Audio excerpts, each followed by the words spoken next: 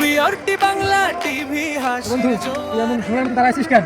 আরে দোস্ত তোর আর কি কোন কেন কি হয়েছে? মুই বাড়ি দাঁড়াইছ প্রায় 2-3 মাস থাকি কসমক বিয়াও দে এই শালার বেটা বাপ এত বিয়াও দেছে না উল্টি বিয়াও দেবার বাহানা করি সেদিন ঘুরতে পারি কাজ করে নেন তারপরে বিয়া দেওয়ার কোনো ইয়া নেই খোঁজ খবর নেই এখন কি করিম ক আমার কাছে একটা উপায় আছে, এই উপায়টা যদি তুই অবলম্বন করিস তাহলে নিশ্চয়ই তোর বাবা তোর জোর করে বিয়ে দেবে। তুই বিয়ে করতে না চাইলেও বিয়ে দেবে কি তোকে। উপায় আছে কত দোষ বল বললে একটু উপকার হবে খুব উপকার হবে বল কি খাওয়াবি আগে সেটা বল।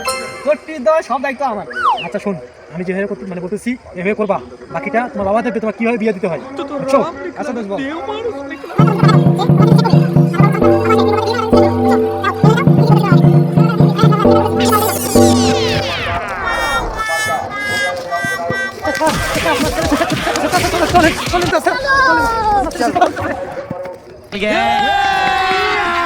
अभी मजा आएगा ना भिड़ो বাবা কি রে তুই দিলে মনে আছে? কাশিম না বেটা মুই যে আজ তো 4-5 মাস থাকি কসমক বিয়াও দে তুই বিয়ার কথা শুনিস না বলে আইনো তার চোখের পানি ছিঁড়ে বলবি তারপর তুই এই লাইনে দাঁড়াছিস, তুই ওই লাইনে দাঁড়া, এক লাইন বন্ধ হইলো। ये बाबूराव का स्टाइल है আরে মাথা চোখ তুই যে মোক কলু এই তোর বুদ্ধি শুনি বলে বাপ বিয়ার জন্য রাজি হইবি কি কথা কথা তুই বলে মরি গেলেও কোনো সমস্যা নেই আর তুই কি কইছিস? তুই মোক ক, তুই মইলে তোমার ভালো 5 লাখ টাকা আমাকে বিয়ে পাঠিয়ে দিবি মোর টাকা। তুই যা মন যা। इधर जहर खाने का पैसा नहीं है तो जा रे जा